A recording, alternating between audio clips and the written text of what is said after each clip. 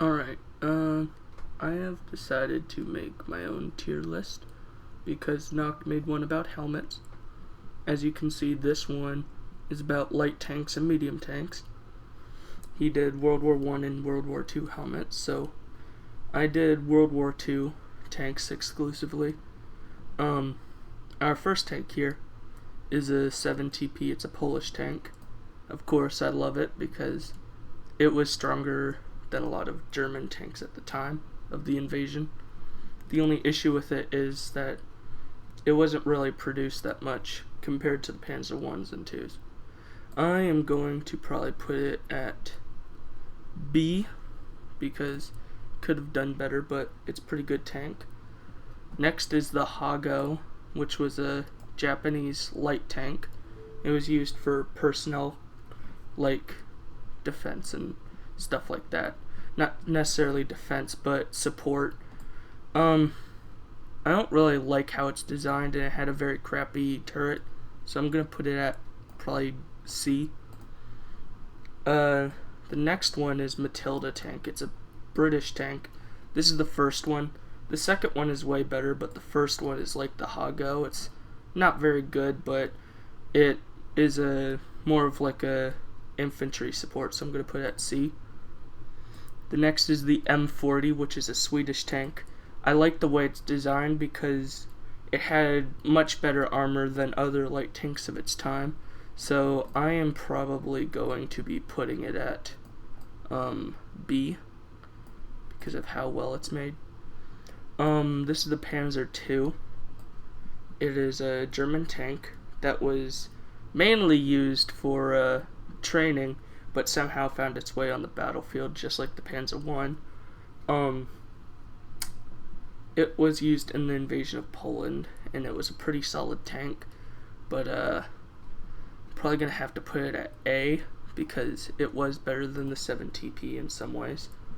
Char B1, it's a French tank during World War II. It's pretty good tank, but I don't really like the way French tanks are made, so I'm probably gonna put it down here at D. I don't really like it, the French tanks.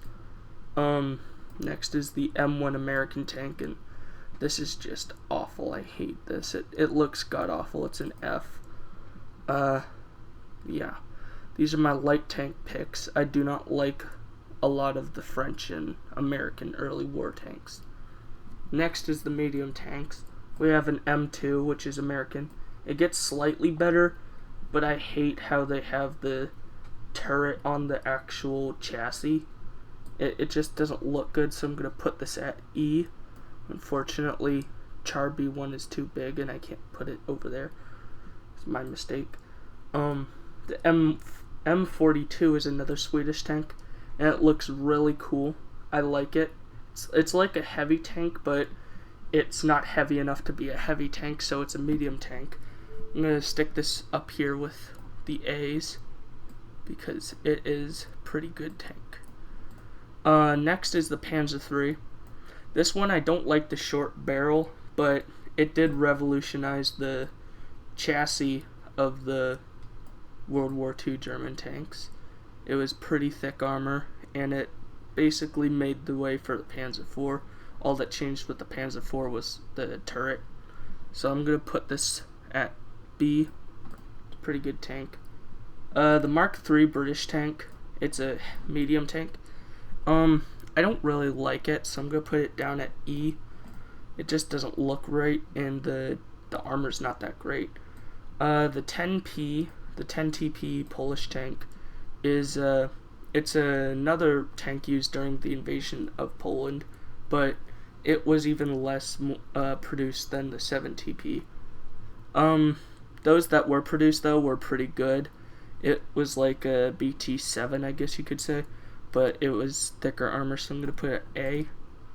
The Chi-Nu is a Japanese tank.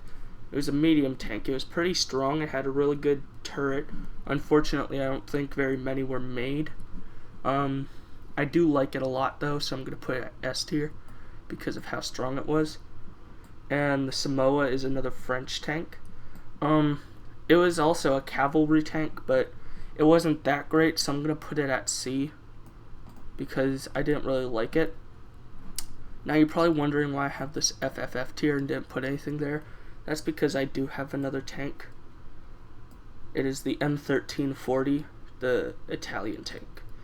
And as you know, the Italians do not make good tanks at all. So I made a special tier just for the Italians. And that is my video.